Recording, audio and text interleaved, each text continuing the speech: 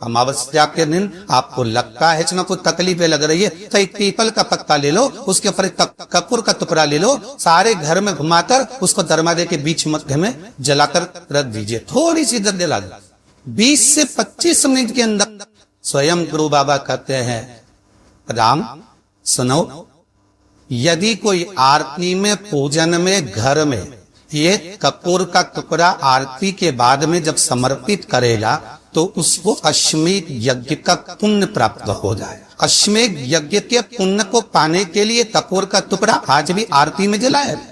एक कपूर का टुकड़ा सुखा, इसीलिए हमारे यहाँ शास्त्र कहता है, महाराज जब आपको घर में अगर ऐसा लगने लगे कि 15 दिन से बहुत बेचैनी है, बहुत दुख तकलीफ लग रही है, कोई ना कोई बीमार पड़ रहा है, कुछ ना कुछ तकलीफें लग रही है, तो एक पीपल का पत्ता ले लो, उसके ऊपर कपूर का टुकड़ा ले लो, सारे घर में घुमाकर उसको दरवाजे के बीच मध्य में जलाकर रख दीजिए। थोड़ी सी देर जला दो, 20 से 25 मिनट के अंदर मकान में एलर्जी बत्ती सज जाएगी, उस भवन में एलर्जी बत्ती इस तरह होगी।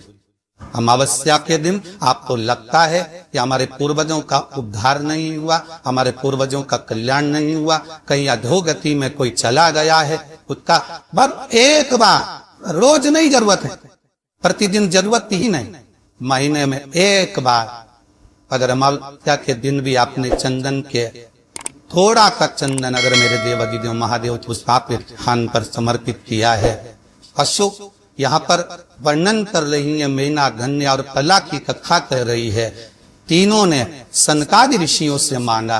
चंदन भगवान को अति प्रिय होता है और चंदन ही एक ऐसा होता है जो पितरों को भी प्रिय होता है, जिसका स्पर्श मात्र लगने से पूर्वजों का कल्याण हो जाता है। वो चंदन 7 स्थान शिवलिंग के बताए हैं, जहां पर धूल से भी अगर कोई चंदन की उंगलियां लगा देता है, 7 स्थान ऐसे है जहां चंदन की मात्र उंगलियां लगा देने से ही शिव पितृलोक के पितरों को मुक्ति प्रदान करके वैकुंठ लोक का निवास। 7 स्थान, और वो 7 स्थान जो चंदन के बताए गए, पहला भगवान देवाधिदेव महादेव के शिवलिंग पर चंदन का लेप। समझ लेना जरा बहुत अच्छे से। आपको लगता है स्वप्न में कोई मुर्दे दिख रहे हैं, या कोई जल रहा है, या कोई मर रहा है, या कोई चला गया है, ऐसा भय लगता है। बच्चों को मानी भेजूंगी ऐसा हो जाएगा, पति को मानी भेजूंगी ऐसा हो जाएगा, कोई हमारे कोई गलत तो नहीं कर रहा है, आपको लगता है। 7 स्थान चंदन के बताए मां। पहला शिवलिंग, दूसरा जहां गणेश जी का स्थान है, मालूम है ना सबको, जम के बोलो जरा, मालूम है ना सबको, जहां गणेश जी का स्थान है वहां अलग से गणेश जी बैठे माने। शिवलिंग में जलाधारी के ठीक सामने राइट में गणेश, लेफ्ट में कार्तिकेय, बीच में अशोक सुंदरी। तो पहला चंदन बाबा के शिवलिंग पर, दूसरा गणेश जी पर चंदन की उंगली, तीसरा सदानंद कार्तिकेय पर चंदन की उंगली, चौथा अशोक सुंदरी पर चंदन की उंगली, पांचवा जलाधारी पर चंदन की उंगली, छठा जो शिवलिंग का जल बह रहा है इसके ठीक विपरीत की ओर चंदन की उंगली, और 7वां चंदन नंदी के मस्तक के ऊपर जो 2 सींग लगे रहते हैं उसका चंदन की उंगली। ये कब लगाई जाती है? या तो अमावस्या के दिन आपको लगता है कि हमारे पूर्वजों का उद्धार नहीं हुआ, हमारे पूर्वजों का कल्याण नहीं हुआ, कहीं अधोगति में कोई चला गया है, उसका बस एक बार, रोज नहीं जरूरत है, प्रतिदिन जरूरत ही नहीं, महीने में एक बार अगर अमावस्या के दिन भी आपने चंदन के थोड़ा सा चंदन अगर मेरे देवाधिदेव महादेव को स्थान पर समर्पित किया है। अशोक यहाँ पर वर्णन कर रही है, मेना धन्य और कला की कथा कह रही है। तीनों ने सनकादि ऋषियों से मांगा। चंदन भगवान को अति प्रिय होता है और चंदन ही एक ऐसा होता है जो पितरों को भी प्रिय होता है, जिसका स्पर्श मात्र लगने से पूर्वजों का कल्याण हो जाता है। वो चंदन आपके घर में पितृ दोष है, आपको ऐसा महसूस होता है, तो जो अमावस्या पड़ती, अमावस्या पर आप अंदाजा लगाइए तो जिस दिन अमावस्या रहे उस दिन चावल की कटोरी में एक कपूर का टुकड़ा रख दीजिए माँ, छोटा सा, और कपूर का टुकड़ा रखकर उस कपूर को दरवाजे के बाहर कटोरी में ही, चावल रखी हुई कटोरी में ही उसको पितरों का स्मरण कर कर जला दीजिए। और जलाने के बाद उस चावल को कहीं भी किसी भी वृक्ष की छांव में पक्षियों के लिए डाल दीजिए।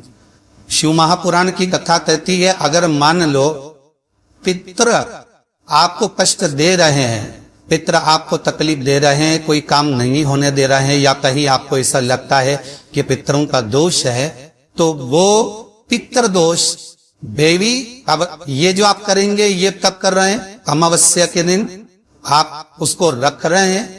अमावस्या के दिन उसको रखकर रात भर अपने रखा कपूर के साथ में, सुबह एकम पड़री नवरात्र लग गई, उसी दिन उसको जलाकर आपने पटक दिया। अर्थात उससे देवी और पितर इन दोनों का आशीर्वाद जो प्राप्त होता है, तो घर में से पितृदोष समाप्त होकर लक्ष्मी की वृद्धि प्रारंभ हो जाती है। तारी में सिद्धता है। मान लो अगर पितृदोष है तो करो, नहीं है बड़े अलमस्ती से रहो, तो ये पितृदोष का स्मरण। तो यह साफ कहता है कि पितरों का जो लोक होता, पितर जो लोक होता है, उस पितृलोक में 64 योगिनी प्रवेश नहीं रहते।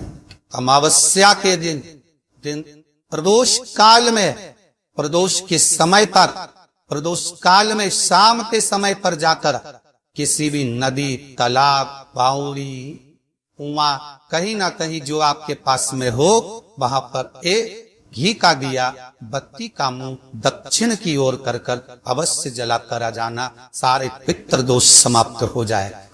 अगर नदी, तालाब, बावड़ी, कुआं नहीं है तो पीपल का वृक्ष हो या बेलपत्री का वृक्ष हो या वड का वृक्ष हो, उसके नीचे लला दो प्रदोष काल।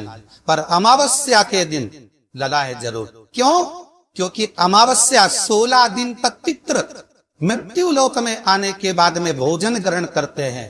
अमावस्या के दिन पितृ शाम के समय प्रदोष काल में शंकर भगवान का नाम जाप कर कर नदी, तालाब, बावड़ी पर पानी पीने जाते हैं। वहां से जल का आचमन कर कर पितृ अपने लोक को चले जाते हैं प्रदोष काल के समय पर। इसलिए प्रदोष काल में जलाशय के पास में बावड़ी, कुआं, नदी, तालाब के किनारे पर दिया लगाया जाता है, दक्षिण की ओर मुख कर कर बत्ती का, तो पितृ आशीर्वाद देते हुए जाते हैं कि फलो फूलो, आगे बढ़ो, उन्नति करो, तरक्की करो। ये पितरों का आशीर्वाद अर्पिता बिल्व का वर रहता है। अब देंगे करा ना करा, फिर अमावस्या के दिन उस दिन दिया दक्षिण की ओर, बाकी का